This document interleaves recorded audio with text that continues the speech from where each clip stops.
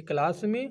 आज के इस वीडियो में हम आप लोगों के सामने फिर से मुहावरे संबंधित महत्वपूर्ण प्रश्न को लेकर के आए हैं। आप लोग प्रश्न संख्या 24 से पढ़ना शुरू करिए। इसके पहले जो भी प्रश्न था उसको हम पढ़ा करके पूर्ण रूप से समाप्त कर चुके हैं और हम आशा भी करते हैं कि यदि आप लोग वीडियो को देखे होंगे तो आप लोगों को ज़रूर समझ में आ गया होगा। तो आज का वीडियो बहुत ही महत्वपूर्ण सिद्ध होने वाला है, जो कि आपके सभी लेवल की परीक्षाओं के लिए महत्वपूर्ण प्रश्न है। तो आप प्रश्न संख्या 24 से पढ़ना शुरू करिए और हमारे साथ ही पढ़िए और वीडियो में शुरू से लेकर के अंत तक हमारे साथ बने रहिएगा ताकि आपको पूर्ण रूप से समझ में आ जाए। तो हम प्रश्न संख्या 24 से पढ़ना शुरू करते हैं, तो आप लोग भी हमारे साथ पढ़िए। क्या लिखा गया है?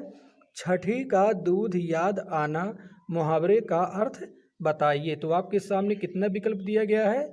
4 विकल्प दिया गया। इन चारों विकल्पों में आपको चुनना है, समझना है और अनुमान लगाना है कि छठी का दूध याद आना मुहावरे का सही अर्थ कौन सा है। तो ए में है अत्यधिक कष्टप्रद होना, बी में है दुखी होना, सी में है प्राण संकट में होना और डी विकल्प में है कोई नहीं। तो आप चुनिए, समझिए और अनुमान लगाइए कि छठी का दूध याद आना मुहावरे का अर्थ कौन सा है। तो आपके सामने ए विकल्प सही है, अत्यधिक कष्टप्रद होना।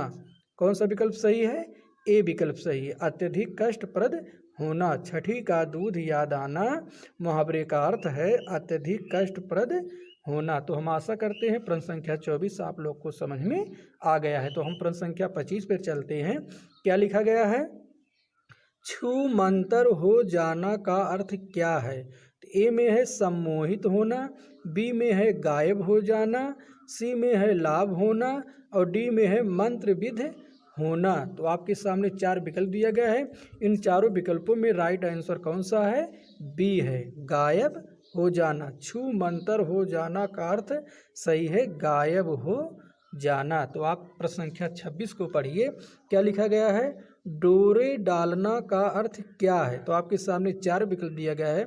ए में है प्रेम में फंसाना, बी में है दुखी करना, सी में है बांधना और डी में है फंदे में डालना। तो आप इन चारों विकल्पों में चुनिए और अनुमान लगाइए कि डोरे डालना का अर्थ कौन सा सही है। तो इसमें ए विकल्प सही है, प्रेम में फंसाना। डोरे डालना मुहावरे का सही अर्थ है प्रेम में फंसाना। तो हम प्रश्न संख्या 27वां को पढ़ते हैं। क्या आपके सामने लिखा गया है? हमारे साथ पढ़िए। तलवार की धार पर चलना मुहावरा किस अर्थ में आता है? प्रश्न संख्या 27 को ध्यानपूर्वक पढ़िए।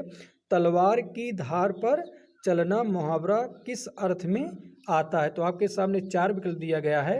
ए में है नुकीला होना, बी में है कठिन कार्य करना, सी में है ईर्ष्या करना और डी में है पराजित कर देना। तो आप इसमें अनुमान लगाइए, समझिए कि तलवार की धार पर चलना मुहावरा किस अर्थ में आता है। तो आपके सामने कौन सा विकल्प सही है? तो आपके सामने राइट आंसर होगा ए, नुकीला होना।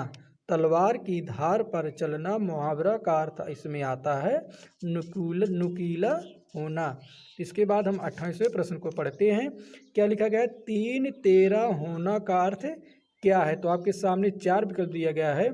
ए में है सिद्धांतहीन, बी में है टाल मटोल करना, सी में है पराजित करना और डी में है बिखर जाना। तो आप इसमें चुनिए, अनुमान लगाइए कि 3 तेरा होना का अर्थ इसमें कौन सा मुहावरा सही होने वाला है। कौन सा? डी बिखर जाना। 3 तेरा होना का मुहावरे का सही अर्थ है बिखर जाना। तो आपके सामने कौन सा विकल्प सही है? डी विकल्प सही है, बिखर जाना। तो इसके बाद के प्रश्न को हम पढ़ते हैं। क्या लिखा गया है? हमारे साथ पढ़िए। नाक रगड़ने का प्रयोग किस अर्थ में होता है? तो ए में है खुशामद करना, बी में है नष्ट करना, सी में है विनती करना और डी में है शिष्ट होना। तो आप इसमें अनुमान लगाइए कि नाक रगड़ने का प्रयोग किस अर्थ में होता है। तो आपके सामने चारों को विकल्पों में कौन सा विकल्प सही होने वाला है? सी, विनती करना। नाक रगड़ने का प्रयोग इसमें विनती करने का अर्थ होता है। यही आपके सामने सही विकल्प है, विनती करना। तो इसके बाद हम 30वें प्रश्न को पढ़ते हैं।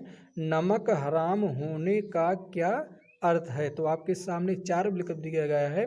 ए में है कृतज्ञ होना, बी में है कृतघ्न होना, सी में है वीर होना और डी में है कायर होना। तो आपको इसमें नमक हराम मुहावरे का सही अर्थ आपको इसमें बताना है कि कौन सा विकल्प आपके सामने सही है। तो इसमें आपके सामने राइट आंसर होगा बी विकल्प, कृतघ्न होना, यानी कि जो किए गए उपकार को न मानता हो उसी को हम नमक हराम कहते हैं। तो इसके बाद हम 31वें प्रश्न को पढ़ते हैं। क्या लिखा गया है? पीठ दिखाने का क्या अर्थ है? तो आपके सामने 4 विकल्प दिया गया है। पीठ दिखाने का क्या अर्थ है? तो आपके सामने 4 विकल्प। ए में है वीर होना, बी में है हार जाना, सी में है कायर होना और डी में है मूर्ख होना। तो आप इसमें चुनिए, समझिए और अनुमान लगाइए कि पीठ दिखाने का क्या अर्थ है। तो आपके सामने राइट आंसर होगा हार जाना। पीठ दिखाने का मुहावरे का अर्थ, सही अर्थ क्या होगा? हार जाना। तो इसके बाद हम 32वें प्रश्न को पढ़ते हैं। 5 उंगली घी में होना का अर्थ बताइए। तो ए में है लाभ होना, बी में है हानि होना, सी में है अत्यधिक लाभ होना और डी में है अत्यधिक हानि होना। तो इन चारों विकल्पों में आपको चुनना है, समझना और अनुमान लगाना है कि 5 उंगली घी में होना मुहावरे का सही अर्थ कौन सा है। तो आपके सामने सी विकल्प सही है, अत्यधिक लाभ होना। 5 उंगली घी में होना का मुहावरे का सही अर्थ कौन सा है? सी विकल्प सामने है, अत्यधिक लाभ होना। इसके बाद के प्रश्न को हम पढ़ते हैं। क्या लिखा गया? 33वां प्रश्न आपके सामने है। पत्थर की लकीर होने का तात्पर्य क्या है? तो जिसमें 4 विकल्प दिया गया है। ए में है कठोर होना, बी में है कठिन होना, सी में है मिट जाना और डी में है अमिट होना। तो इन चारों विकल्पों में आप चुनिए, समझिए और अनुमान लगाइए कि आपके सामने कौन सा विकल्प सही होने वाला है। पत्थर की लकीर होने का तात्पर्य इसमें कौन से विकल्प से है? डी विकल्प से, अमिट होना। पत्थर की लकीर मुहावरे का सही अर्थ इसमें कौन सा होगा? अमिट होना।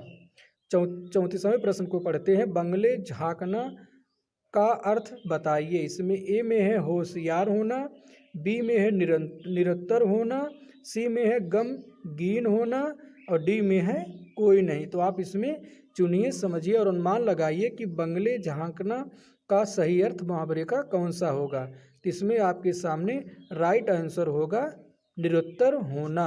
बंगले झांकना का मुहावरे का अर्थ होगा निरुत्तर होना। इसके बाद हम 35वें प्रश्न को पढ़ते हैं। क्या लिखा गया है?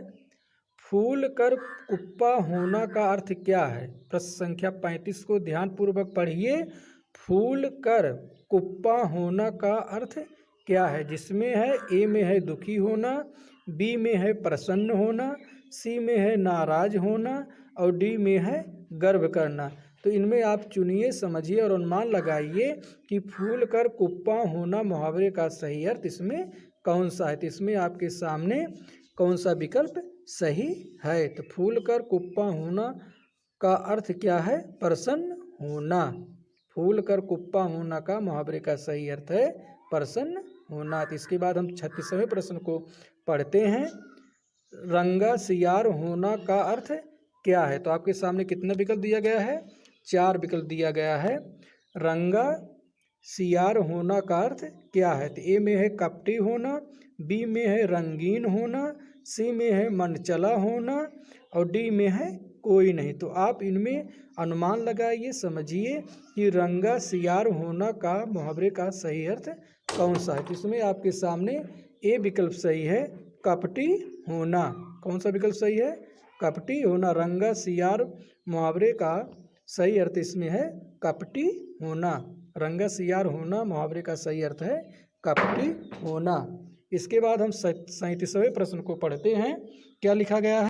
37वां प्रश्न आपके सामने है। सिर धुनने का प्रयोग किस अर्थ में होता है? तो आपके सामने 4 विकल्प दिया गया है। ए में है पछताना, बी में है पीटना, सी में है दुखी होना और डी में है सुखी होना। तो इन चारों विकल्पों में आपको चुनना है, समझना है और अनुमान लगाना है मुहावरे का कि सिर धुनने का प्रयोग किस अर्थ में होता है। तो आपके सामने ए विकल्प सही है, पछताना। सिर धुनने मुहावरे का सही अर्थ होगा पछताना। तो इसके बाद के प्रश्न को हम पढ़ते हैं।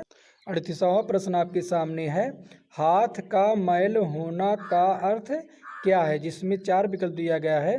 ए में है मैला होना, बी में है तुच्छ होना, सी में है कीमती होना और डी में है कोई नहीं। तो आपको इसमें अनुमान लगाना है, समझना है कि हाथ का मैला होना मुहावरे का सही अर्थ कौन सा है। तो आप इसमें चुनिए, समझिए और अनुमान लगाइए कि हाथ का मैल होना का अर्थ कौन सा सही है। तो आपके सामने बी विकल्प सही है, तुच्छ होना।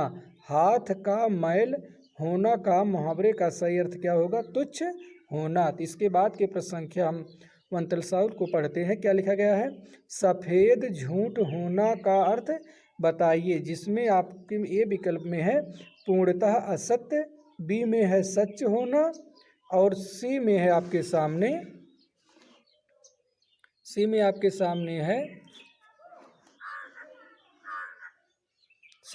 सामने है अभिमान और डी में है शिष्ट होना। तो बच्चों इसमें आप बताइए कौन सा विकल्प आपके सामने सही होने वाला है। तो आपके सामने ए विकल्प सही है, पूर्णतः असत्य। कौन सा सही है, सफ़ेद झूठ होना का मुहावरे का सही अर्थ है पूर्णतः असत्य। इसके बाद के प्रश्न को हम पढ़ते हैं। 40वां प्रश्न आपके सामने है। क्या लिखा गया है, माथा ठनकाना कना का अर्थ क्या है। माथा ठनकाना का अर्थ क्या है। तो आपके सामने 4 विकल्प दिया गया है। ए में है आशंका होना, बी में है कठिन होना, सी में है चिंता होना और डी में है कोई नहीं। तो इन चारों विकल्पों में आपको चुनना है, समझना है और अनुमान लगाना है कि माथा ठनकाना का अर्थ कौन सा सही है। तो आपके सामने डी विकल्प सही है, इसमें से कोई नहीं। माथा ठनकाना का मुहावरे का सही अर्थ है इसमें से कोई नहीं, यानी कि ना आशंका होना होगा, ना कठिन होगा, ना चिंता होने, यानी कि इनमें से आपका कोई भी विकल्प सही नहीं है। इसके बाद के तो बच्चों आज का वीडियो हम यहीं पर समाप्त करते हैं। अब इसी तरह का वीडियो लेकर के अगले वीडियो के साथ मिलते हैं, तब तक के लिए धन्यवाद।